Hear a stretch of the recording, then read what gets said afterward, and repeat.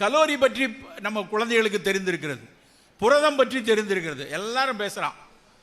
வீட்டில் பெரிய பெரிய டின்னில் புரதடப்பா வாங்கி சென்னை மாதிரி பகுதிகளில் ஜிம்னாசியம் போனாங்கன்னா அவன் கொடுத்து விட்டுறான்.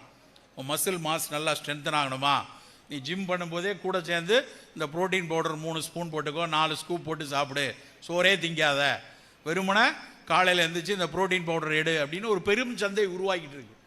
புரதம் நல்லது தான், எல்லாருக்கும் தெரிஞ்சது. நம்ம ஒரு 70 கிலோ எடை இருக்கோம்னா 70 கிராம் புரதம் வேணுங்கிறது அவசியமான ஒன்று. ஆனால் எப்படி அதை எடுக்கணும், எத்தனை புரதங்கள் நம்மளுக்கு அன்னாட சாப்பாட்டிலிருந்தே எடுக்க முடியும்?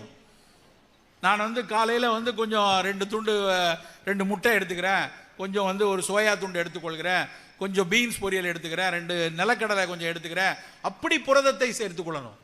இந்த புரோட்டீன் பவுடர் வச்சு 2 ஸ்பூன் டைரெக்டாக எடுக்கும்போது இன்னொருத்தர் கூடவே ஒரு அறிக்கை வருது, இந்த மாதிரி புரத உணவுகள் சிறுநீரகத்திற்கு ஒரு ஸ்ட்ரெஸ்ஸை கொடுக்கும். சிறுநீரகத்துக்கு ஏற்கனவே அவருக்கு ஏதாவது ஒரு நெஃப்ரான்ஸில் ஒரு தொந்தரவு இருக்குது அப்படின்னா இப்படியான புரதங்களை கொடுக்க, நமக்கு அதில் நெஃப்ரான்ஸ் பல மில்லியனில் இருக்குது.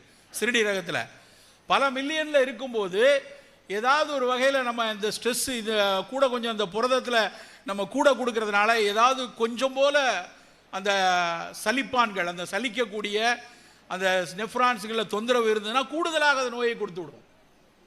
நமக்கு தெரியாது, எந்த விதமான குறிகுணங்களும் தெரியாது, யூரின் நல்லா தான் போகும், எந்த விதத்திலும் தெரியாது. ஆனால் குமுலேட்டிவாக கொஞ்சம் கொஞ்சமாக 5-6 வருடங்கள் 10 வருடங்கள் ஆகும்போது அவை சிக்கல்களை கொண்டு வந்து விடும்.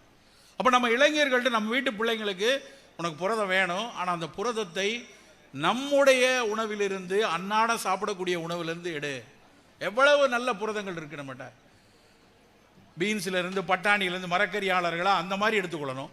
இல்லை புலால் உணவு எடுப்போமா, மீன் எடுத்துக்கொள்ளுங்க, முட்டை எடுத்துக்கொள்ளுங்க. ஒரு நாளைக்கு காலை சாப்பிடக்கூடிய உணவு தினம் இட்லி, தோசை, சாம்பார், சட்னி வேண்டாம்.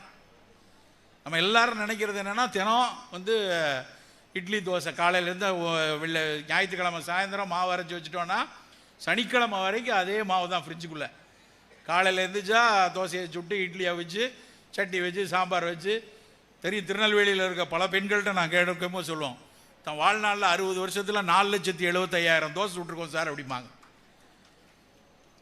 தினம் அதை சுட்டு அதை மட்டுமே வாழ்க்கை ஓடிட்டு இருக்கும், வேற உணவே இல்லையா? இப்போ காலை உணவு அப்படிங்கும்போது புரதம் மிகுந்த நல்ல ஒரு சுண்டலோ, கொஞ்சம் ஒரு முளை கட்டிய பயரோ, இல்லை நிலக்கடலையோ, பாதாம் பருப்போ, கொஞ்சம் சோயா துண்டோ, தோஃபு என்கிற சோயா பன்னீரோ, இல்லை பன்னீரோ, வெஜிடேரியன் அப்படி எடுத்துக்கொள்ளலாம். புலால் சாப்பிட்றவங்க அது கண்டிப்பாக 2 முட்டை எடுத்துக்கொள்ளலாம். அப்போ கிட்டத்தட்ட ஒரு 20-30 கிராம் புரதம் காலையில் நமக்கு கிடைச்சிடும். அப்படி எடுத்தால் மட்டும்தான் நம்மளுடைய எதிர்ப்பாற்றலை வலுவாக வைத்துக் கொள்ள முடியும்.